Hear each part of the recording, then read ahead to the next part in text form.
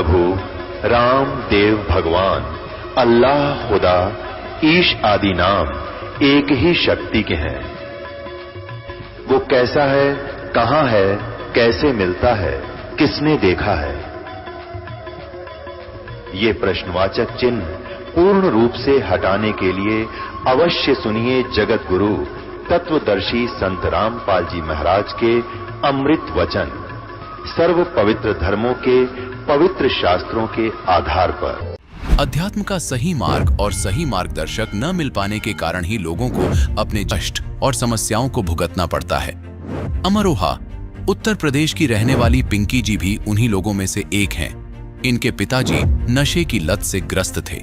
माताजी और नानी जी को भी कई बीमारियों ने घेरा हुआ था। दुख तो मानो इनकी जिंदगी में अनचाहे मेहमान बनकर हर दिन दस्तक दे रहे थे। लेकिन कहते हैं ना, मनुष्य को जब सही मार्गदर्शक मिल जाए तो जीवन को एक नई दिशा प्रदान होती है। ऐसा ही कुछ इनके साथ भी हुआ जब इनके पिताजी को मिली अध्यात्म मार्ग के सच्चे मार्गदर्शक तत्वदर्शी संत रामपाल जी महाराज जी की शरण, जो वर्तमान समय में सभी के विघ्नों का निवारण कर रहे हैं। आप भी आश्चर्यचकित हो जाएंगे कि विघ्नहर्ता संत रामपाल जी महाराज जी की शरण ग्रहण करने के बाद पिंकी जी ने अपने जीवन में कई चमत्कारिक परिवर्तन महसूस किए और सर्व दुखों का निवारण अपने आंखों होता देखा है। संत जी द्वारा दी गई सतभक्ति के फलस्वरूप ही आज ये सुखी जीवन व्यतीत कर रही हैं। अब आप स्वयं ही सुनिए पिंकी जी के जीवन परिवर्तन की सच्चाई, उनकी आप बताइए। नमस्कार जी। सर साहिब जी। क्या नाम है जी आपका? पिंकी चौधरी। कहाँ से आए हैं आप? यूपी अमरोहा से। संत रामपाल जी महाराज से नाम दीक्षा आपने कब ली? 10 जनवरी 2014 को। संत रामपाल जी महाराज से नाम दीक्षा लेने से पहले आप क्या भक्ति साधना करते थे? मैं संत रामपाल जी महाराज से नाम दीक्षा लेने से पहले शंकर भगवान जी की भक्ति करती थी और बचपन से ही करती थी, जैसे उनके व्रत रखना। लेकिन परमात्मा की जो बंदी छोड़ सतगुरु रामपाल जी महाराज है, उनकी दया इतनी हुई कि मैं किसी और अन्य देवी देवताओं को नहीं मानती थी सिवाय शंकर भगवान जी के। मैं उनके ही व्रत रखती थी और किसी गुरु के चक्कर में नहीं पड़ी थी। मुझे कोई मोक्ष के बारे में या किसी गुरु के बारे में कोई जानकारी नहीं थी। शंकर भगवान जी की भक्ति करते करते आपको क्या क्या लाभ हुए? लाभ पहले तो कुछ नहीं पता था कि इनसे ये लाभ भी दे सकते हैं या नहीं दे सकते, लेकिन मुझे कोई लाभ नहीं हुआ है। जो मेरी मम्मी पापा थे, मेरे पापा जी बहुत ड्रिंक करते थे, मम्मी इतनी बीमार रहती थी, बहुत ज़्यादा बीमार रहती थी, लेकिन उनसे कोई लाभ नहीं हुए। मैं यही सोचती थी, हे शंकर भगवान जी, मेरे पापा की ड्रिंक छुटवा दो, हमारी आर्थिक स्थिति सही हो जाएगी, लेकिन कोई लाभ नहीं हुआ मुझे। संत रामपाल जी महाराज के बारे में जानकारी आपको कहाँ से मिली? मेरे मामा जी हैं जो देवपाल भगत जी हैं देहराचक से, वो संत रामपाल जी महाराज जी से नाम दीक्षा लेकर गए हुए थे। उन्होंने मुझसे कहा था, क्योंकि मैं अपने मामा जी के घर पे गई हुई थी, गर्मी की छुट्टी थी, वो सत्संग सुनते थे बंदी छोड़ सतगुरु रामपाल जी महाराज जी का। तो जब वो सत्संग सुनते थे, हम सीरियल देखते थे। हम बोलते थे कि भैया आप क्या देखते हो, ये हमें अपने सीरियल देखने दो, ये तो रोज़ ऐसे ही दिखाते हैं, एक ही पुस्तक को खोल के बार बार दिखाते हैं, पता नहीं आप क्या देखते हो। तो वो कहते थे, पागल तेरी समझ में नहीं आएगा, जब जिस दिन तू नाम लेगी ना, तुझे ज्ञान होगा, तब देखना, तू भी रोए करेगी। तो मैंने बोला नहीं नहीं, ऐसी कोई बात नहीं है। तो फिर अगले दिन उसने कहा, एक काम करते हैं कि हम जो बुआ जी को लेकर चलते हैं, क्योंकि मम्मी बहुत बीमार रहती थी और बुआ जी ठीक हो जाएंगी। मैं बोला, भैया एक काम करो, तुसी जो है ना मम्मी नू लेके नहीं जाओ, पापा जी नू लेके जाओ, क्योंकि पापा जी हमारे ड्रिंक करते थे और अगर पापा जी शराब पीनी छोड़ देंगे ना तो हमारा सारी फैमिली अच्छी हो जाएगी। तो बोला ठीक है, मैं कोशिश करता हूँ। मेरे मामा जी का लड़का मेरे पापा को सतलोक आश्रम बरवाला लेकर गए। मेरे पापा जी ने संत रामपाल जी महाराज जी से नाम दीक्षा ली और नाम दीक्षा लेने के बाद वो घर पर आए। उन्होंने हमसे बताया, मुझसे, मम्मी से, मेरी छोटी सिस्टर थी, भैया थे, सबसे बताया। तो जब मुझसे कहा, पापा आके तारीफ़ कर रहे थे सतलोक आश्रम बरवाला की कि वहाँ पे फ्री खाना मिलता है, वहाँ का रहन सहन ऐसा है, सभी भगत इतने प्यार से बात करते हैं और मतलब देसी घी के बता रहे थे कि सब सामान ऐसे बनता है। तो मैंने कहा पापा से कि पापा जी आप तो बस ऐसे ही करते हो, कोई पागल नहीं है कि इतना आपको इतना सब कुछ देगा। बोले नहीं बेटा, एक बार चल के देखना। मैं बोला चलो ठीक है, मैं घूमने चलती हूँ। पापा जी मुझे ले गए घुमाने के लिए। मैं घूमने गई थी, ना कि नाम दीक्षा लेने गई थी वहाँ पे। लेकिन जब मैंने वहाँ पर जाकर देखा, जो रामपाल जी महाराज जी हैं, उनकी ऐसी दया हुई कि मैंने भी फिर नाम दीक्षा ले ली। संत रामपाल जी महाराज से नाम दीक्षा लेने के बाद अनेक से भक्तों को लाभ होते हैं, तो क्या आपको भी कोई लाभ हुए? जी हाँ, संत रामपाल जी महाराज जी से नाम दीक्षा लेने के बाद मुझे सबसे पहला लाभ जो मानव जीवन का मूल कार्य होता है, यानी कि जिसे मोक्ष कहते हैं, 84 लाख योनियों से जो पीछा छूटता है, मुझे मोक्ष मिलने की सही विधि, सही भक्ति विधि मुझे प्राप्त हुई। और जैसे शारीरिक लाभ होते हैं, मेरे पित्त की जो थैली होती है, गुर्दे में पथरी होना तो आम बात होती है, लेकिन मेरी पित्त की थैली में पथरी थी और 6 9 mm की इतनी पथरी थी, और मेरे इतना दर्द होता था, इतना दर्द होता है कि डॉक्टर कैप्सूल भी देते थे और मेरे इंजेक्शन भी लगाते थे, तब जाकर मुझे थोड़ी शांति मिलती थी। लेकिन मुझे कोई लाभ नहीं हो रहा था। सबने ये बोल दिया था कि ऑपरेशन होगा इसका, तभी इसके पित्त की थैली पथरी की निकलेंगी। लेकिन मैंने संत रामपाल जी महाराज जी से सिर्फ प्रार्थना की थी कि गुरुजी मेरे ऐसे ऐसे पथरी हैं, तो संत रामपाल जी महाराज जी ने कि मात्र आशीर्वाद से ही मेरी वो पथरी, आज 3 साल हो चुके हैं, मेरे ना ही कोई दर्द है ना कोई पथरी है, बिल्कुल कुछ भी नहीं है। और मेरे पापा जी जो ड्रिंक करते थे, ना ही वो ड्रिंक करते हैं। मेरी मम्मी, उनकी हालत इतनी ख़राब रहती थी, वो भी बिल्कुल सही है, आज अच्छे से काम करती हैं, चलती फिरती हैं, आराम से चलती हैं। और मेरी नानी जी हैं, मेरी नानी जी को शुगर की बीमारी, गठिया बाई, मेरी नानी जी की टांगों में भी इन्फेक्शन था, वो चल नहीं पाती थी। उनके लिए एक स्टिक बनी हुई थी, डॉक्टर ने दे दी थी, वो उनसे ही चलती थी और हम पकड़ पकड़ के लेके जाते थे उन्हें।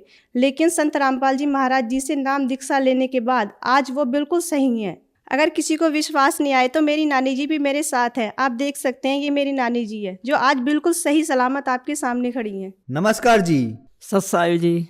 जैसा कि आपकी बेटी ने बताया कि आपको शुगर की बीमारी थी, गठिया की बीमारी थी, आप चल फिर नहीं सकते थे, तो क्या ये सच है? हाँ जी, ये सच है। मुझे गठिया बाई भी थी और मुझे शुगर भी था और मेरी टांगों से बेकार हो गई थी, बस खाट पर पड़ी रहती थी, उठा कर ये रखती थी मुझे।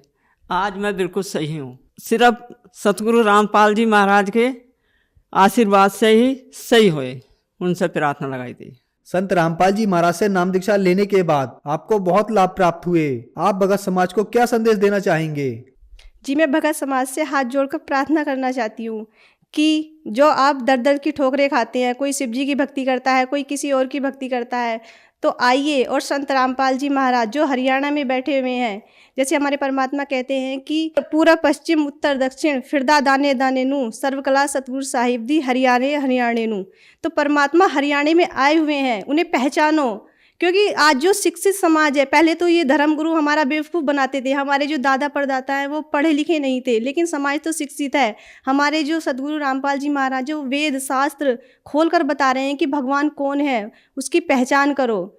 और सभी शास्त्र यही बताते हैं कि जो कबीर साहब है वो पूर्ण परमात्मा है। हमारी गीता जी प्रमाण के साथ बता रही है कि जो कबीर साहब है वो ही पूर्ण रूप से पूर्ण भगवान है, पूर्ण ब्रह्म वही है। सभी से मैं हाथ जोड़कर प्रार्थना करना चाहती हूँ कि संत रामपाल जी की शरण में आओ और उनसे नाम दीक्षा लेकर अपना कल्याण करवाओ। धन्यवाद जी। सत साहिब जी। अब जगत गुरु तत्वदर्शी संत रामपाल जी महाराज जी के सत्संग के माध्यम से उस अद्वितीय आध्यात्मिक ज्ञान के बारे में जानते हैं जिसके माध्यम से आप भी प्राप्त कर सकते हैं ऐसे आध्यात्मिक, मानसिक और भौतिक सुख जो अभी तक आपने सिर्फ मीराबाई, ध्रुव, प्रहलाद जैसे कुछ ही भक्तों की जीवन कथा में सुने होंगे।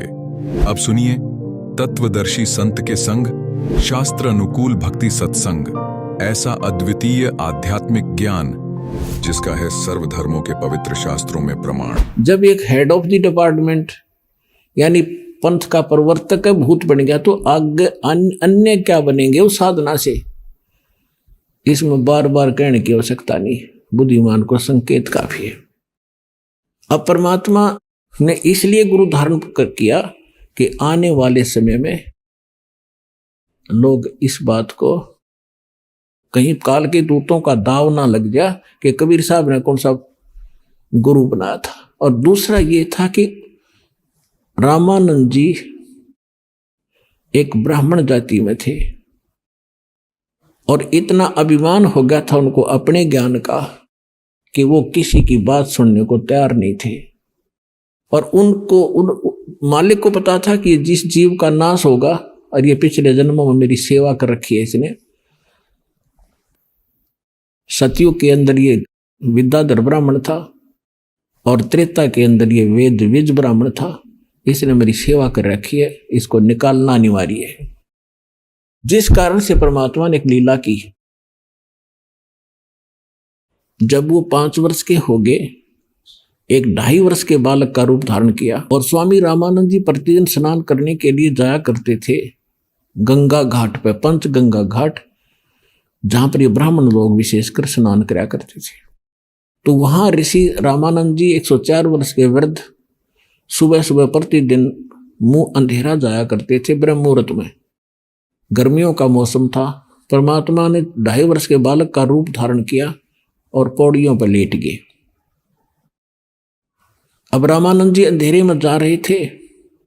गले में उनके कंठी थी, क्योंकि वैष्णो परंपरा के अंदर एक तुलसी के मनिये की एक कंठी होती है, उसको कंठी बोलते हैं। एक ही मनिया होता है पूरे धागे में, उसको कंठी माला बोलते हैं। और वो वैष्णो परंपरा से दीक्षित की एक पहचान होती है। तो रामानंद जी नीचे उतर रहे थे अंधेरे में। कबीर परमात्मा के सिर में खड़ाऊ लगी तो बालक, लीला की बालक वाली, रोने लग गए। रामानंद जी ने सोचा कोई बालक का चोट लगी। साधु संत दयालु होते, एकदम झुकते ही उनकी गले की जो कंठी थी अंधेरे में निकल के परमात्मा के गले में गल गई, कबीर साहब के। और सिर पे हाथ रख के कहा, बेटा रो मत, राम राम बोल बेटा, राम राम बोल। परमात्मा चुप हो गए और स्वामी जी अपना स्नान करने लग गए और कहा, बेटा तू बैठ जा, किसी का बालक भूल के, रास्ता भूल के आ गया, तुझे सुबह तुम्हारे घर भिजवा दूंगा, यहां बैठ जा। वो स्नान करने लगे। परमात्मा अंतर ध्यान हुए, अपनी कुटिया में आ गए। स्वामी जी को देखा बच्चा कहाँ गया, उसने सोचा चला गया होगा, अब कहाँ खोजूं उसको। बात आई गई हुई। कुछ दिनों के बाद स्वामी रामानंद जी का एक शिष्य विवेकानंद कोई सत्संग कर रहा था, श्री विष्णु जी की कथा सुना रहा था। सैकड़ों श्रोता बैठे थे, परमात्मा भी जा बैठे वहां पर। उस दिन परमात्मा ने, जैसे वैष्णो परंपरा से दीक्षित व्यक्ति होते हैं, ऐसे एक लंबा सा तो तिलक लगाते, नाक पर कड़ पूरा, और एक कंठी माला पहन लेते हैं। तो वहां जाकर बैठ गए। वो सत्संग वो सुना रहा था प्रवचन के, ब्रह्मा विष्णु महेश अजरो अमर है, ब्रह्मा जी की तो आयु है, विष्णु और शंकर अजरो अमर है, ऐसे ऐसे। तब परमात्मा ने प्रसन्न खड़ा होकर कहा कि स्वामी जी, मेरा एक शंका है, समाधान कीजिए। विवेकानंद जी ने कहा कि बोलो बच्चा, बोलो क्या शंका है। आप कहते हो कि ब्रह्मा विष्णु महेश अजरो अमर हैं, क्या इनके माता पिता भी हैं? कौन ब्रह्मा का पिता है, कौन विष्णु की मां, शंकर का दादा कौन है, पंडित जी दे बता। अब यहाँ के सारे फेल हैं, कहता अजरो अमर है, सविनाशी है, इनके कोई माता पिता नहीं है, तरह से लीला करते हैं। तब परमात्मा ने कहा कि मैंने एक दिन शिव पुराण सुना था, एक ब्राह्मण पढ़ा था, और उसकी रुद्र संहिता में लिखा हुआ है कि काल रूपी ब्रह्म से और शिवा के संयोग से विष्णु जी की उत्पत्ति हुई, ऐसे ब्रह्मा जी की भी उत्पत्ति हुई। आप कहते हो स्वामी जी की इनके कोई माता पिता नहीं है। अब उसके पैरों के नीचे की जमीन निकल गई, सामने बेइज्जती हो रही, क्यों बड़ा विद्वान पाक गया था। तो उसने कहा कि तूने कैसे पढ़ा पुराणों को। परमात्मा बोले, मैंने पढ़ा नहीं, मैं कहता हूं मैंने सुना कि झूठ बोलता है। तो कहीं से दीक्षा प्राप्त है क्या, तेने तिलक वगैरह लगा रखा है? कहाँ जी दीक्षा प्राप्त हो। कहां से? विवेकानंद ने पूछा, कहां से दीक्षा प्राप्त है? कि जहां से आप हो वहीं से मैं हूं। मैं हूं, आप कौन हैं, किस जाति से हैं? परमात्मा तो बोले नहीं, उससे पहले श्रोता ही कहने लगे कि नीरू का लड़का है, दानक का, जुल्हाई का। तो विवेकानंद को मौका मिल गया, कहने लगा, देखो रे लोगों, कितना झूठा है, कितना कपटी व्यक्ति है, बच्चा है ये झूठ बोल रहा है, कह रहा है कि मैंने स्वामी रामानंद जी से दीक्षा ले रखी है, मेरे गुरु से। वो तो इन शूद्रों को निकट भी नहीं बैठने देता, इनकी शकल भी नहीं देखता, पर्दे के पीछे से बातें करता है। यानी उस विषय को चेंज कर दिया जो भगवान ने सच्ची बताई थी। और कहने लगा देखना अब गुरुजी को जाके बताता हूं, इसने हमारी बेइज्जती कर दी सभा के अंदर, और कह रहा है कि एक धानक के पुत्र को, और हमारे गुरुदेव ने दीक्षा दे रखी है, तूने बेइज्जती कर दी, इंसल्ट कर दी। अब वो उठकर चले गए। परमात्मा आगे अपनी कुटिया में माता पिता के घर पे मुंह बोले माता पिता जो थे। उधर से उस विवेकानंद ने स्वामी रामानंद जी से जाकर कहा, साथ में 20, 30, 50 और चेले ले गए वहां के श्रोता, और सभी ने एक सुर में कहा कि महाराज हमारी तो नाक काट दी, हम तो बाहर निकलने जोगे नहीं छोड़े। एक धानक का पुत्र, दुल्हे का पुत्र कहता कि मैंने गुरु बना लिया आपको।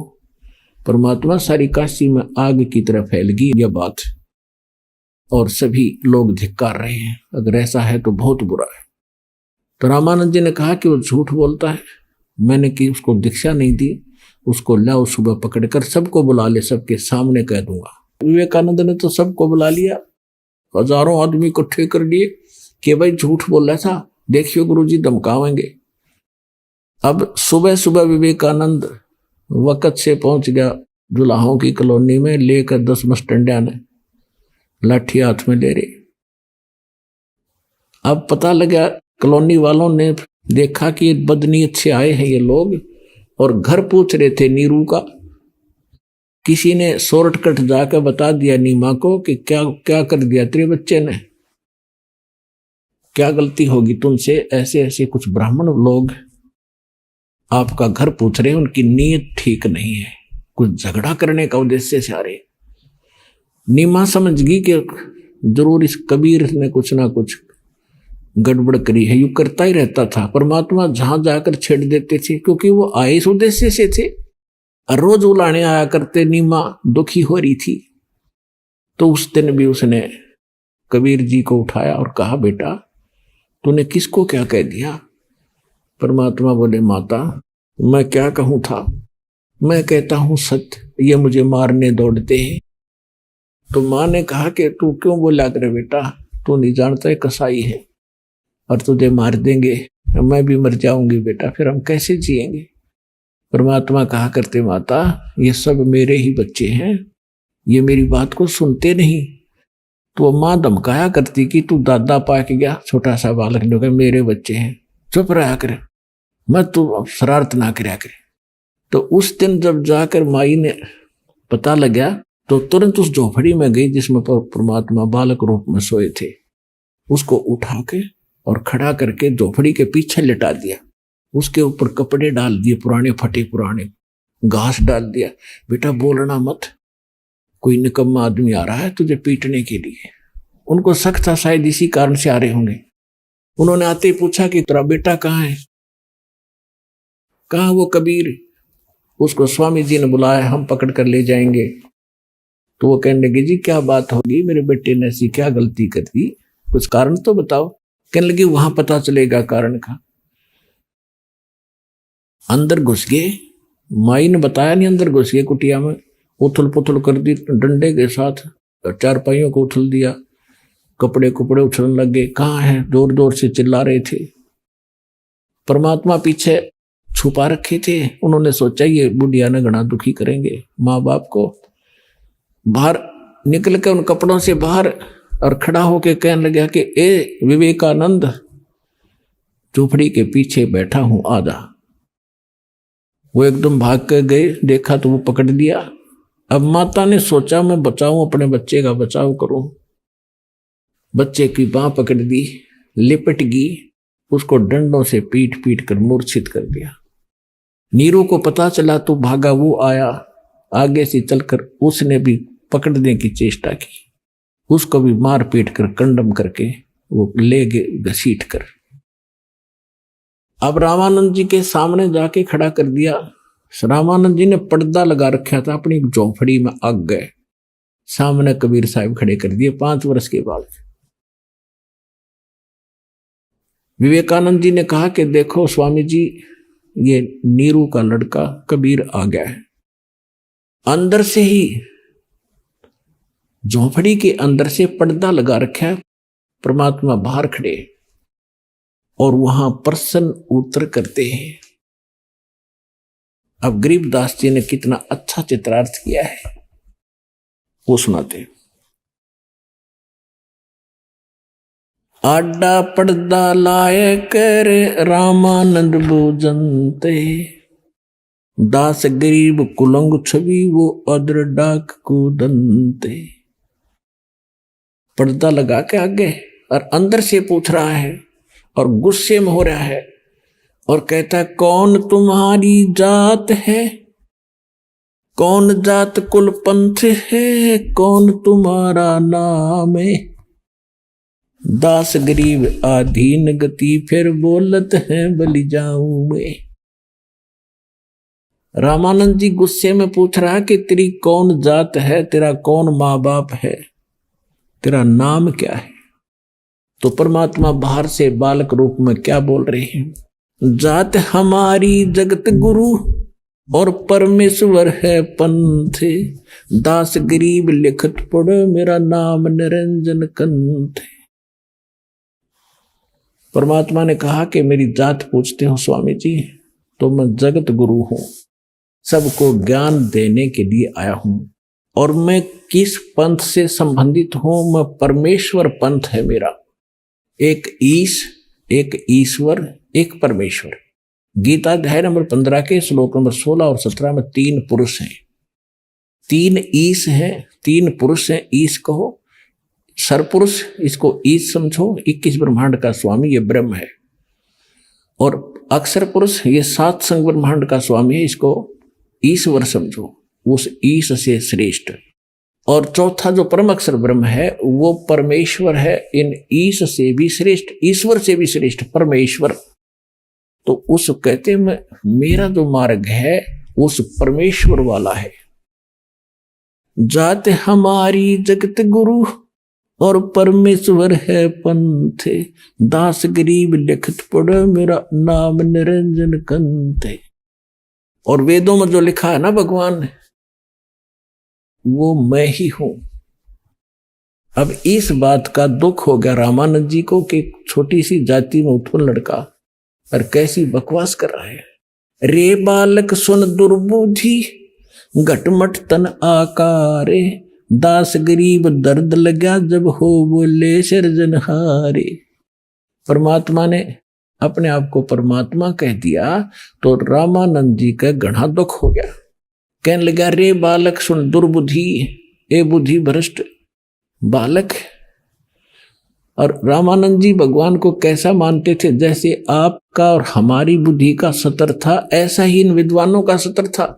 विष्णु जी के पुजारी हैं, मूर्ति दे रखी है और भगवान को निराकार माना करते थे। तो यहां इसी दृष्टिकोण से स्वामी रामानंद जी कह रहे हैं, रे बालक सुन दुर्बुद्धि घटमट तन आकार, तो दिखाई देता तेरा शरीर है, और दास गरीब दर्द लगा जब हो बोले सिरजनहार, कि तेरा शरीर है तो अपने आप को भगवान कहता है। तुम मोमन के पालवा तेरा जुल्हे के घर बासे, दास गरीब अज्ञान गति एता दृढ़ विश्वास। रामानंद जी क्या कह रहे हैं कि तुम मोमन, मोमिन माने मुसलमान के घर तो टुकड़ों पर पलने वाला, और एक धानक के घर तेरा जन्म, और अपने आप को तू भगवान बताता है। मान बढ़ाई छोड़े कर बोलो बालक बहने, दास गरीब अदम मुखी एता तुम गठ फैने। तरक तलु से बोलते रामानंद सुरज्ञाने, दास गरीब कुजात है ये आखिर नीच निदान। रामानंद जी कितनी ओछी गालियों पर उतर आया कि ये कुजात है। कुजात माने इसकी जात का नहीं पता, ये पढ़ा मिला था कहीं पर, और ये बोल ऐसी ऊंची ऊंची बात कर रहा है। मैं के बदन खुलासे कर सुन स्वामी परवीने, दास गरीब मनी मरे मैं आजिज आधीन।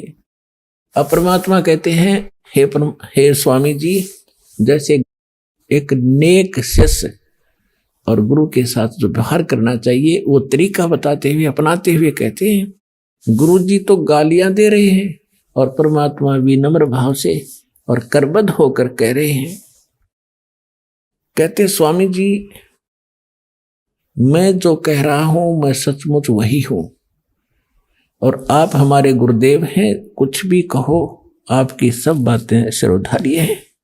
मैं अवगत गत से पहरे और चार वेद से दूरे, दास गरीब दसों दिशा सकल सिंध भरपूरे। सकल सिंध भरपूर हूं खालिक मेरा नाम, दास गरीब अजात हूं तै जो कहा बलि जाऊं मैं। कि मैं कोई जाति नहीं मेरे, ना मैं जाति मानता हूं, फिर भी आप मुझे कुजात कहते हो, धानक दुल्हा कह रहे हो, तो मैं बलिहारी हूं आपके। सकल सिंध भरपूर हूं खालिक हमरा नाम। खालिक, खलक माने सृष्टि, खालिक माने इसका स्वामी, इसके रचने वाला, मैं वही हूं। और दास गरीब अजात हूं तै जो कहा बलि जाऊं मैं। जात पात मेरे नहीं मेरी बस्ती है बिन थाम, दास गरीब अनिन गति तन मेरा बिन चाम। मेरा जो शरीर है ये आप जैसा नहीं है, इसका बगैर, जैसे यजुर्वेद अध्याय नंबर 40 के मंत्र नंबर 8 में कहा है कि सपरि आगात शुक्रम अकायम ऐसनाविरम कबीर मनीषी व्यवधाता शाश्वती भय समाभ है। उसका अर्थ यह बनता है कि कबीर परमात्मा सर्वज्ञ हैं, उनका शरीर शुक्र से नहीं बना, माता पिता के मटेरियल से नहीं बना। शुक्रम अकायम, उसका जो शरीर है उस शुक्र से रहित है, और ऐसनाविरम, उसके नाड़ी तंत्र नहीं है, वो कबीर परमात्मा है। तो यहां खुद मालिक भी कह रहे हैं कि मेरा शरीर आप जैसा नहीं है। ए स्वामी सृष्टा में और सृष्टि हमारे तीरे, दास गरीब अधर बसु में अवगत सत कबीर। मैं ऊपर रहता हूं सतलोक में और इस सारी सृष्टि का रचने वाला मैं ही हूं। ए स्वामी सृष्टा में, सृष्टा माने सृष्टि के रचने वाला सृजनहार, और सृष्टि हमारे तीरे, के सब ये सारे असंग ब्रह्मांड मेरी शक्ति के आधार से रुके हुए हैं। और दास गरीब अधर बसू, अधर माने ऊपर रहता हूं, अवगत सत्य कबीर। सुन रामानंद राम हम और मैं बावन नरसिंह, दास गरीब सर्व कला में मैं व्यापक सर्वंग। कि ये जो सुन रामानंद राम हम यानी पूर्ण परमात्मा मैं हूं, नरसिंह, और ये 52 रूप मैंने ही बनाए थे। श्री विष्णु को तो एक निमित्त बनाया था। मैं रोवत हूं सृष्टि को, ये सृष्टि रोवे मोहे, दास गरीब इस वियोग को समझ न सकता कोई। गोता मारूं स्वर्ग में और जा बैठूं पाताले, गरीब दास ढूंढता फिरूं अपने हीरे मोती लाले। अब इस बात को सुनकर रामानंद जी से परमात्मा ने जब ये कहा कि मैं परमात्मा हूं, आपका यकीन हो या ना हो, इतना कॉन्फिडेंस से जब बात की तो रामानंद जी भगत थे, विवश हो गए सोचन पे कि उसने सुना है कि भगवान ना जाने किस रूप में आ जा। उसने सोचा कि इससे पीछे बात करूंगा, जब इतना कॉन्फिडेंस से कह रहा है कि आई एम गॉड, आम आदमी थोड़ा हो सकता है। तो उन्होंने सोचा कि मैं पहले अपनी जो दैनिक क्रिया करता हूं भक्ति की वो पूरी कर लूं। रामानंद जी कैसे करते थे? मूर्ति पूजा करते थे, लेकिन काल्पनिक करते थे। जैसे कल्पना करते हैं कि भगवान विष्णु की मूर्ति सामने बन गई, रोज का अभ्यास था, मानसिक पूजा थी उनकी। और फिर वो क्या करते हैं, स्थूल कैसे कर्मकांड करते हैं ये लोग, भगवान विष्णु की मूर्ति के सारे कपड़े उतारते हैं, उनको नवाते हैं, फिर नए धोए हुए कपड़े पहनाते हैं और सब तिलक लगाते हैं, गले में कंठी एक मनिये की माला डालते हैं, ऊपर से मुकुट डाल देते हैं। और मुकुट डालने के बाद फिर उस दिन मुकुट उतारा नहीं जा सकता। तो रामानंद जी ऐसे कल्पना से कर रहे थे। उन्होंने नए कपड़े पहना दिए भगवान विष्णु को और मुकुट रख दिया, तिलक लगा दिया। उस दिन वह कंठी डालनी भूल गए, कंठी अलग दिखाई दे उसने, जैसे स्वप्न होता ना कई बार, वो कल्पना ऐसे करता था। तो कंठी अलग रखी थी माला, अब माला ना डाला तो पूजा खंडित, और मुकुट उतार दिया उस दिन तो पूजा खंडित। अब रामानंद जी ने सोचा इस माला को मुकुट के अंदर से डाल देता हूं। अब मुकुट में आकर माला फंस गई, ना जावा आगे ने। अब मालिक के खेल थे। रामानंद जी बहुत दुखी अंदर से कि हे परमात्मा, आज पहली बार भूल लगी है जीवन में, मेरे से कौन सी चूक होगी, आज मेरे भगवान की पूजा खंडित होगी, क्या भगवान रुष्ट हो गए मेरे से। इतना दुखी हो रहा था, तभी भगवान बाहर से बोले कबीर साहब, और पर्दे के अंदर से भीतर वो अपनी मानसिक पूजा कर रहे, बाहर को दिखे भी ना था। तब परमात्मा ने कहा कि स्वामी इसकी गांठ खोल लो माला की, और फिर गले में डालकर भगवान का बांध दे, मुकुट उतारना नहीं पड़ेगा, आपका काम बन जाएगा। अब वो किसकी माला उतारा था, कहां उसने मुकुट देखा था। एकदम खटका धक्का सा लगा रामानंद जी को कि कहीं कोई मूर्ति बाहर नहीं, मैं क्या कर रहा हूं ये को कौन जान सकता है, ये तो सामने परमात्मा खड़े। अपने आत्माओं ब्राह्मण सोए जो ब्रह्म पहचाने, जो भगवान ने पहचान ले वो ब्राह्मण होता है। अब एक तरफ तो सारा समाज ब्राह्मण खड़ा और इज्जत का नाश हुआ कि एक जुल्हे के बालक के सीने से लगावे, उसकी तो साख मिट्टी में मिल जानी थी, सारा उसका तो प्रोग्राम खत्म हो जाना था और कोई चेला नहीं रहना था ब्राह्मण उसका, और दुनिया में वो निंदा का पात्र बनना था। एक तरफ तो उसने समाज दिखा था, एक तरफ उसने भगवान दिखाई देता। तो इसको पंडित कहते हैं। डोडी पर्दा दूर भगा, और एकदम बाहर आके सबके सामने नो बैठी थी जनता, और उस धानक के लड़के को सीने से लगा लिया। और जब सीने से लगाया तो उनका शरीर ऐसा था जैसा रुई का होता है। तब मन की पूजा तुम लखी, गरीबदास जी की वाणी में परमात्मा की महिमा लिखी है। मन की पूजा तुम लखी, ये मुकुट माल परवेश। रामानंद जी कह रहे हैं, गरीबदास गति कौन लुख, तेरा कौन वर्ण के वेख। अब रामानंद जी कह रहे हैं, हे परमात्मा, आपकी महिमा ने कौन समझ सकता है, आपको कैसे भगवान माने या जनता।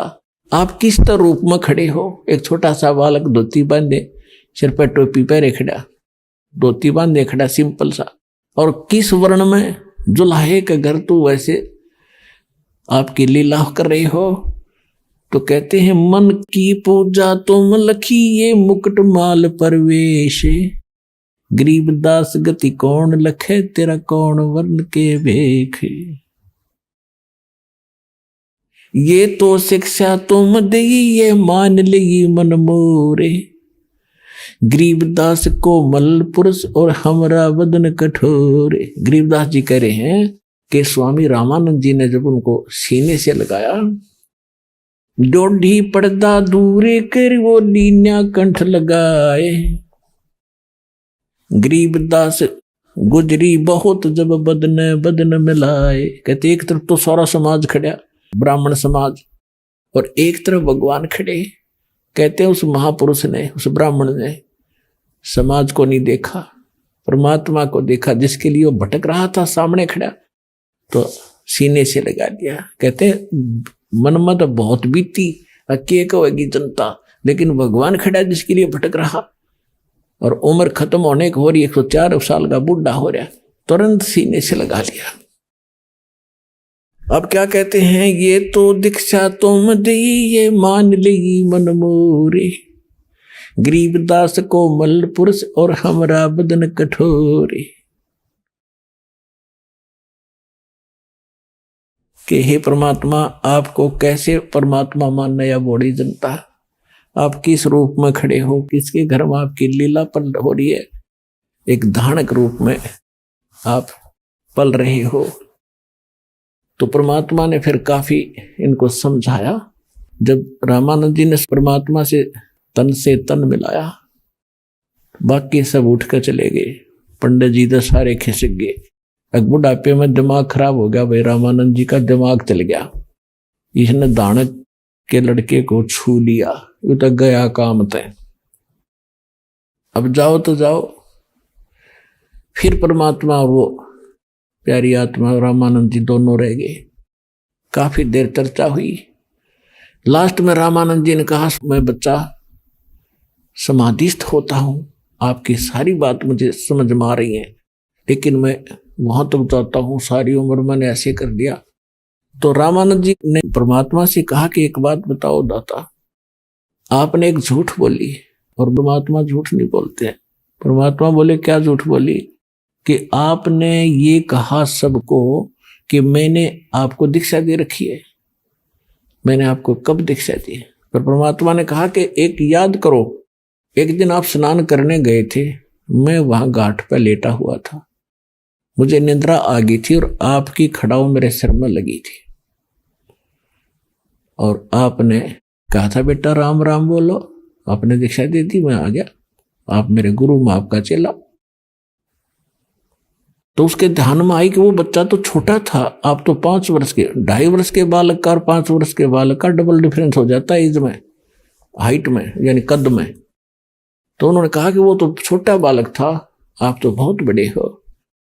परमात्मा ने उसी समय सेकंड दूसरा रूप बना 2.5 साल के बच्चे का, वर्ष के बच्चे का, और एक सेवक की खाट थी, झोंपड़ी तो बाहर है, उसके ऊपर लेट गए, एक सामने खड़े। परमात्मा से ने कहा कि देखो स्वामी जी, ऐसा था मैं, देखो सामने। अब रामानंद जी ने 6 बार तो इधर देखा और 6 बार वो 5 साल के बालक के रूप में देखा। आखिर में आंखें मसलने लग गया। इतने में वो 2.5 साल का बालक उठ गए और उस 5 साल के बच्चे में जो कह तो समा गया। तब रामानंद जी का जचा कि वो भगवान है बालक को ना।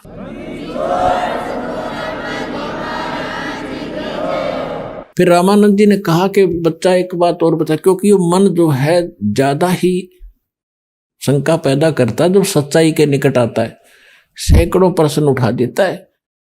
तो उसने कहा कि मैं जब दीक्षा देता हूं, कुछ और मंत्र देता हूं, राम राम मंत्र मैं नहीं देता।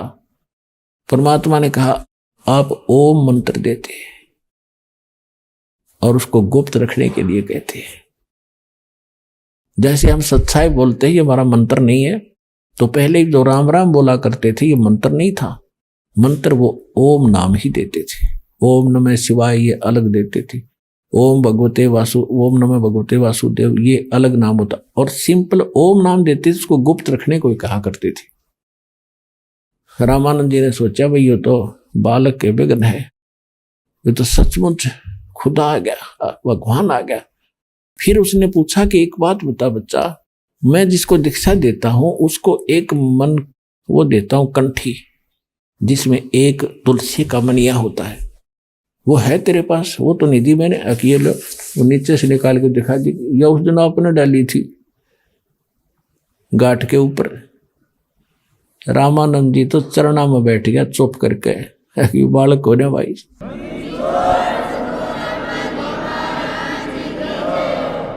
फिर परमात्मा ने कहा था अग्रम अग्रम छोड़ दो, सुनो हमारी बात, कि स्वामी जी अग्रम अग्रम नहीं चलेगी, कल्याण करवाओ, तुम्हारे लिए आया हूं मैं। फिर उसने एक आंट और अड़ा दी कि मैं समाधिस्थ होता हूं। परमात्मा बोले चल वो क्रिया भी कर। समाधिस्थ होकर कहाँ पहुंचा? आगे जाके कहते हैं योग युक्त ब्रह्मचारी थे बचपन से ही, 104 साल के हो गए थे, 5 वर्ष के भगवान बैठे थे सामने बालक रूप में। योग युक्त प्राणायाम कर जीता सकल शरीर, और त्रिवेणी के घाट पर वहां अटक रहे बलबीर। समाधिस्थ होकर अंदर जाते थे, आगे जाके त्रिकुटी पर 3 रास्ते हो जाते हैं, त्रिवेणी शुरू होती है। इनको तो ढंग से त्रिकुटी का भी ना पता, वो तो बहुत अंदर का खेल, ये मारे सट्टे सुनी सुनाए। तो जब ये वहां पहुंच गया त्रिकुटी पर, 3 रास्ते हो जाते हैं। परमात्मा ने कहा कि अब कहाँ जा, और परमात्मा साथ दिखे बालक रूप में ऊपर, जहां वो पहुंची उसकी समाधि। परमात्मा ने कहा स्वामी जी ये आ गया तेरा आखिरी स्टेशन, अब कहाँ जाओगे? पता नहीं, इससे आगे मुझे नहीं मालूम, मैं बताता हूं। ये जो राइट, ये है ना लेफ्ट साइड वाला, ये मृत्यु के बाद आप इधर जाओगे, और ये आगे जाके पहला ही स्टेशन, इसके ऊपर पहला जो मुकाम है, स्थान है, वो धर्मराज का है। वो आपका अकाउंट लेता है, और जिसने जहां की भक्ति कर रखी है उसी इष्ट को के धाम को तुरंत भेज देता, वहां कोई सुनवाई नहीं होती फिर। और इधर ये साथ में तो तीसरी इधर का रास्ता है, इसमें वो ऋषि महर्षि जो अलग रहते हैं, ये उधर जाता है, इधर कोई नहीं जा सकता। वो रास्ता है लेकिन आम आदमी अलाउड नहीं। और इधर जो सामने रास्ता है ये ब्रह्मरंध्र है, और ये ब्रह्मरंध्र खुले बिना आपका ये वो ब्रह्मलोक भी नहीं जा सकते तुम। तो इस ब्रह्मरंध्र तुम्हारे किसी मंत्र से नहीं खुल सकता। तो उन्होंने खूब अपना सिमरण करके देखो, खूब सिमरण किया, नहीं खुला। तो परमात्मा ने कहा कि मेरे पास सतनाम है, उस 2 अक्षर के मंत्र से ये ब्रह्मरंध्र खुल जाता है सामने का। मैं सिमरण करके दिखाता हूं। तो उन्होंने सिमरण किया, एकदम वो एकदम खुल गया, और स्वामी जी को अंदर लेकर गए। आगे सारा कुछ दिखा के ब्रह्मांड परब्रह्म के लोक में प्रवेश किया। फिर सतलोक में गए, 12वां द्वार पार करके। वहां जाके स्वामी जी ने क्या देखा कि जो अन्य रूप में परमात्मा सिंहासन पर बैठे थे,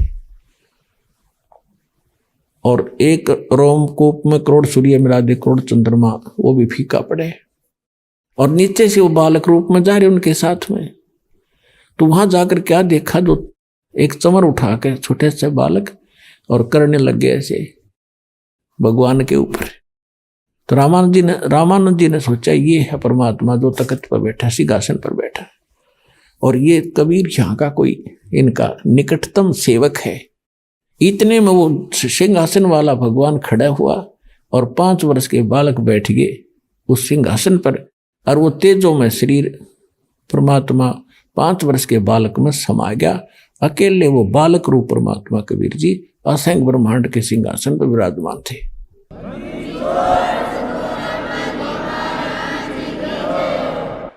अब रामानंद जी सोच ही रहे थे ये क्या कमाल कर दिया। फिर उनकी आंखें, वो तो चेतना होगी कि सचमुच ही तो परमात्मा है। तब परमेश्वर ने कहा कि जाओ स्वामी जी, अब नीचे जाओ, ये है मेरा लोक। ए स्वामी सृष्टा में सृष्टि हमारे तीरे, दास गरीब अधर बसू अवगत सत कबीर। तब रामानंद जी कहने लगे भगवान है, हमारी तो बुद्धि पर पत्थर पड़ गए दाता। ये है लोग जो स्वर्ग भी दिखाया, उसमें तो नरक है, उस स्वर्ग सतलोक को देखते हुए। अभी आपने सुने जगत गुरु तत्वदर्शी संत रामपाल जी महाराज के मंगलमय सत्संग प्रवचन। आइए अब सुनते हैं उन भक्तों के अनुभव जिन्होंने संत रामपाल जी महाराज के प्रमाणित ज्ञान से प्रभावित होकर नाम दीक्षा लेकर अनेकों लाभ प्राप्त किए।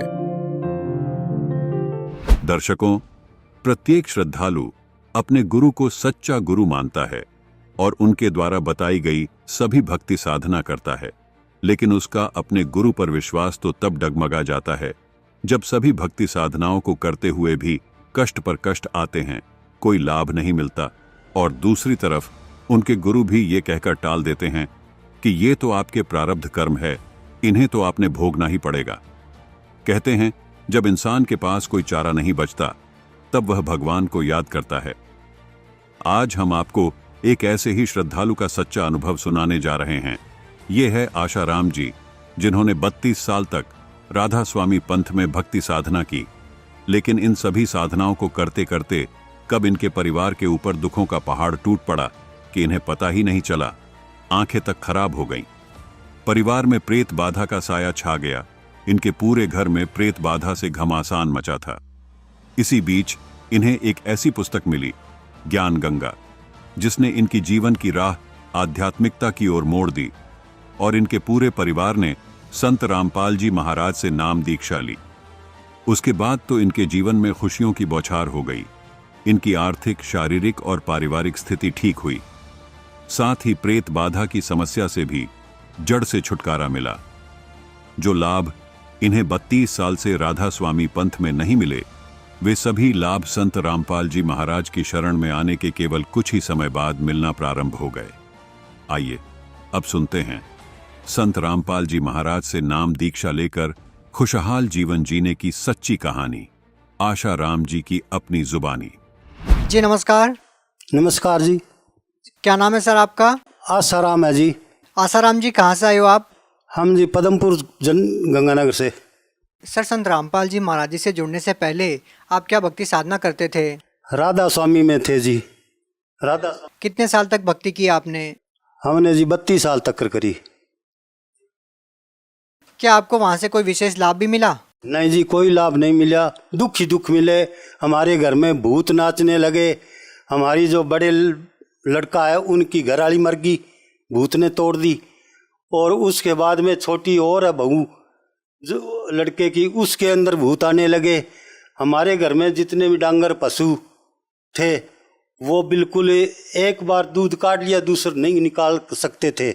इतना हमारे घर में घमसान मचा दिया भूतों ने।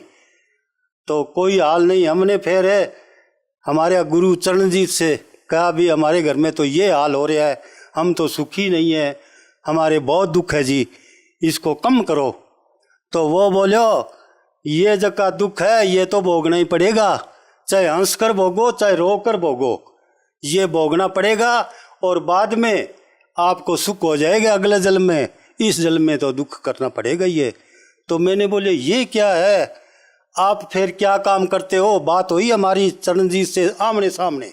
तो आप क्या करते हो? हम तो देवी देवता की बीच में पूजा करते हैं, जैसे रामदेव जी की, हनुमान जी की, गुसाई जी की और खेत पाल की, सारों की पूजा करते हैं हम। तो आप क्या करोगे हमारे? बोले हम तो आत्मा के हैं, ये शरीर के नहीं है हमारा साथी, तो आप भोगो बेशक, हम क्या करें। तो उसने ये कहा तो हमारे इतना दुख पहाड़ टूट पड़ा कि दिल के अंदर छेक हो गया। तो हमने सोचा भी चलो भक्ति कम हुई है हमारे से, ज़्यादा करें। तो हमने 4-4 घंटे तक कपड़ा ऊपर लेकर के हम भक्ति करते थे और हमारे यहाँ तक कर हमारे को प्रकाश तो दिखा पर मिला कुछ नहीं वहाँ। हमने कहा जी भक्ति तो हम बहुत करते हैं, 4-4, 5-5 घंटे करते हैं, लेकिन हमारे को परमात्मा का दर्शन नहीं होया, भगवान का दर्शन नहीं होया। वो बोलो जी धीरे धीरे ज्योति के दर्शन हो जाएंगे और आप भक्ति करते रहोगे उस ज्योति में समा जाओगे, जैसे समुद्र में पानी की बूंद समा जाती है ऐसे समा जाओगे आप। मैंने सोचा ये सुख तो नहीं होया, ये तो जैसे पतंगे समा जाते ज्योति में ऐसे समा जाएंगे, फिर क्या भक्ति हुई? कुछ भी नहीं हुई ये तो हमने जी दुख ही दुख भोगा और उस दुख में भूत नाचने लगे। लड़कों के जो थी घरवाली उसके अंदर भूत नाचने लगे और ऐसे साणों के पास जाते, और जो शाणे उसको कहते हैं जो जंतर मंत्र करते हैं, उनके पास जाते तो वो जी डोरे तबीत बना के देते, बोले इससे आराम आ जाएगी। किसने 5,000 दिया, किसने 2,000 दिया, ऐसे चक्कर में पड़ते रहे करते करते। और वो उसकी जो घरवाली है वो मेरे बड़े लड़के की घरवाली वो ख़त्म होगी, भूतों ने मरोड़ दी। और हम डॉक्टर के पास ले गए, इतना खून बग्या कोई अंदाज़ा नहीं।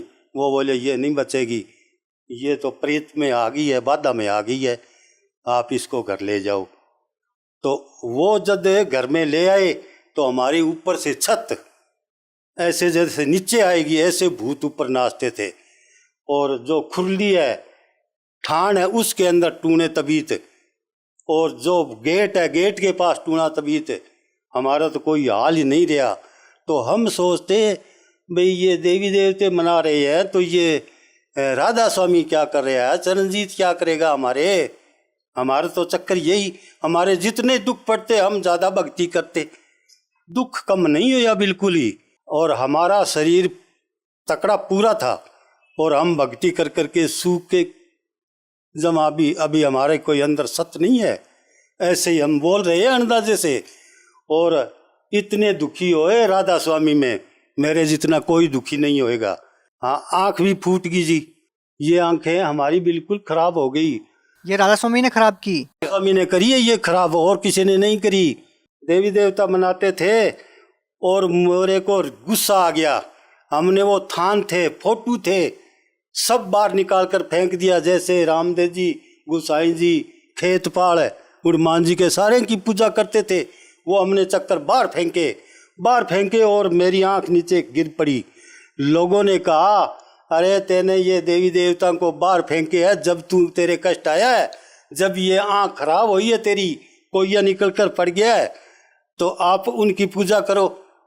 तो हमने इधर उधर फेरे तो सानों के पास गए, वो बोले आपने देवी देवताओं को छोड़ दिया, जब ऐसे हुए है तो वो तुम्हारे फेर बना लिए थान, क्यों दुखी थे। तो ऐसे करते करते मेरे को कई साल व्यतीत हो गए। क्यों, मेरे वो कालजे के अंदर मोरा 6 किला कालजे के अंदर था। डॉक्टरों के पास जाते, दिल के अंदर छेद हो गया, के अंदर छेक हो गए। तो डॉक्टर के पास गया, सर्जन के पास, वो बोले आपको ऑपरेशन कराना पड़ेगा चंडीगढ़ में, यहाँ होता नहीं। हम पद्मपुर में रहते हैं लोकल में, यहाँ पर कोई है नहीं सर्जन डॉक्टर।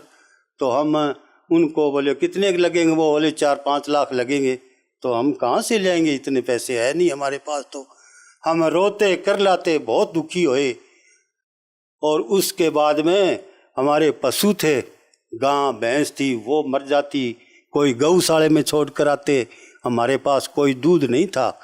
इतना राधा स्वामी ने और भूतों ने हमारे को कष्ट दिए। तो सर आपको संत रामपाल जी महाराज जी के बारे में कैसे पता चला? संत रामपाल जी महाराज को ऐसे हमारे को पता लगा कि मेरे को ज्ञान गंगा किताब मेरा लड़का लेकर आया था, और वो किताब मैंने पढ़ी। उसमें था भाई भगवान आया हुआ है, परमात्मा आया हुआ है, इनसे नाम ले लो और आपका कल्याण हो जाएगा। तो हमने वो सारी किताबें पढ़ी, और किताब पढ़कर हम लड़के को कहा, लड़की को कहा, भाई भगवान तो ये है बरुआड़ा में संत रामपाल जी, तो आपके समझ में आता है तो आप चलो मेरे साथ में, आप चलते हैं।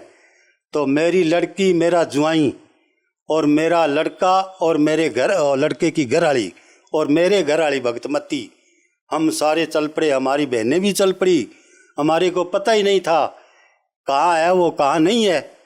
तो हमने फिर फ़ोन किया पवन दास को, टीबी वाले को, भाई हम किधर जाएं। इन्होंने बताया कि इधर जाओ रेलगाड़ी में और आगे आपको मिल जाएगा।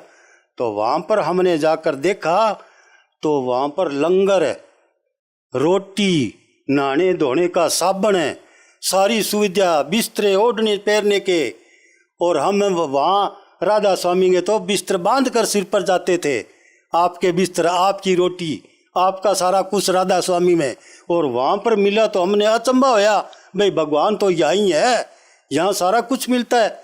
और न वहाँ पर नशा, तम्बाकू, कोई नशा नहीं, बीड़ी नहीं, शराब नहीं। क्या राधा स्वामी पंथ में नशा किया जाता था? हाँ, वहाँ पर जी हम बीड़ी पीते थे। आप वहाँ पर कोई रुकावट नहीं थी, ढूंढ उपाड़ते, बाहर जा करके धुआं निकालते। क्योंकि अब गुरुजी कहते हैं संत रामपाल जी का हुक्का पिया करता था वो, तो हमारे को कैसे रोके बीड़ी पीते को, हम पिया करते थे।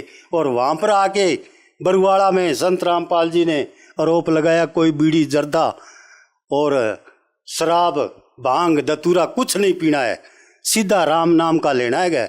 तो हमने देखा भाई ये है भगवान। तो लाखों में करोड़ों आदमी वहाँ पर इकट्ठे होते हैं आश्रम में, संत रामपाल जी के पास बरुआड़ा में। वहाँ पर कोई बीड़ी जर्दा नहीं पीता, न ही कोई झूठ बोलते।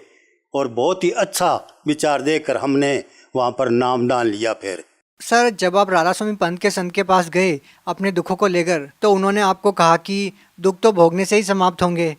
तो सर हम आपसे जानना चाहते हैं कि जब आप संत रामपाल जी महाराज जी के पास गए अपने दुखों को लेकर, तो सर उन्होंने आपको क्या कहा? संत रामपाल जी बोले, बेटा आप आ गए? ये जी आप कहाँ से जानते? 2012 में कम ही थी संगत, हम सत्संग में नहीं गए थे, दूसरे दिन गए थे। तो वहाँ पर उसने, संत रामपाल जी ने हमारे को ऐसे आशीर्वाद दिया।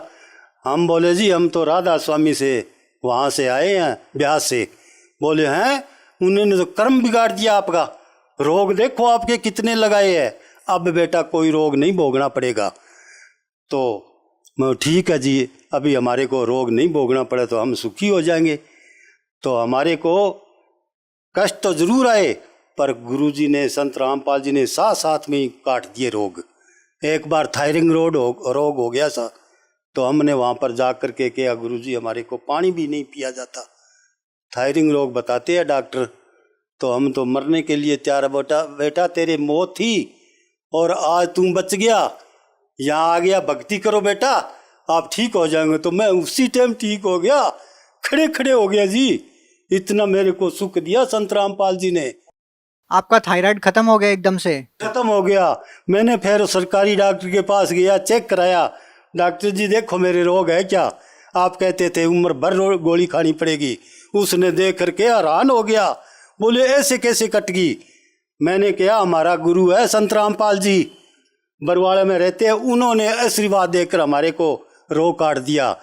और ये जो एक पुस्तक ज्ञान गंगा, तो उस डॉक्टर ने, सरकारी ने पुस्तक ली मत्थे के लगाकर, बोले वाह जी वाह बहुत अच्छे है फिर तो आपके। और क्या लाभ मिले सर? तो मरा हुए को जिया दिया, तो और इनसे ज़्यादा क्या लाभ हो सकता है जी। मेरे लड़की के घर गया हुआ था और मेरा छोटा लड़का भी साथ में था, और शाम का टाइम था, थोड़ा थोड़ा दर्द होने लगा। तो मैंने कहा, लड़के को भूरादास है उसका नाम, वो बोलिया, मैं उसको बोलिया भाई मेरे को ले चलो डॉक्टर के पास। तो एक पास ऐसे लड़की ने पकड़ रखा था, एक पास से लड़के ने, 2 ही कदम चला और मेरे एकदम बेहोश हो गया। बेहोश हो करके ख़त्म ही हो गया। ख़त्म होने के बाद में ज़मीन पर गिर पड़ा, उनसे समझा नहीं मैं। तो बाद में पड़ोसी बाज कर आए, बोले क्या हो गया इसके, क्या हो गया। बोले कुछ नहीं करते करते, और मेरी लड़की ने और लड़के ने और पड़ोसियों ने उठाकर मंजी पर डाला मेरे को। तो मेरी लड़की ने अमृत जल दिया मेरे को और बोला मेरे पिताजी को जिंदा कर दो परमात्मा संत रामपाल जी। और मेरे मुंह में अमृत जल डालते ही और मेरे को होश आ गया 1 घंटे बाद में, और सब ने खुशी मनाई और बोले हम हमारे परमात्मा कबीर जी की, परमात्मा संत रामपाल जी की छप्पर छाया है, हमारे कुछ नहीं होएगा। तो मैं ठीक होकर के घर आ गया फिर। सर और क्या क्या लाभ मिले संत रामपाल जी महाराज जी से जुड़ने के बाद? और तो पशु हमारे आगे भैंस दूने लगी, सारा कुछ हो गया घर में। और जो बड़ा लड़के की बहू खत्म होगी, वो भी तुम्हारे शादी कर ली, उसने भी नाम ले लिया, बड़े लड़के ने नाम ले लिया, छोटी बहू ने और लड़के ने नाम ले लिया। जो भूत थे वो पिछली घड़ी भागे दड़बड़ करते। वो पड़ोसी कहने लगे, बोले आप तो कोई साधु संत से टूना करवा के और हमारे घर में भूत छोड़ दिए। हमने बोला भाई हम किसके भूत छोड़े, हमारे को आप तंग कर रहे थे, आप इसमें जुड़ो संत रामपाल जी से और आपके भूत भाग जाएंगे। तो कईयों ने नाम लिया था, यहाँ पदमपुर में सत्संग हुई तब। सर राधा स्वामी पंथ में करोड़ों लोग आज भी जुड़े हुए हैं जो उनके द्वारा बताई गई भक्ति साधना को कर रहे हैं, हालांकि वो लोग आज भी कष्ट में हैं। तो सर आप उन लोगों को क्या संदेश देना चाहेंगे? हम उनको यही कहेंगे भाई आप सत्संग सुना करो टीवी में, और उनके नीचे जो नंबर आते हैं वो नंबर आप पढ़ करके और नामदान लो संत रामपाल जी से, और किताबें पढ़ो, सत्संग सुनो, और आप नामदान लो तो सुखी हो जाएंगे हमारी तरह, और हम भी सुखी हो गए। बहुत बहुत धन्यवाद सत साहेब।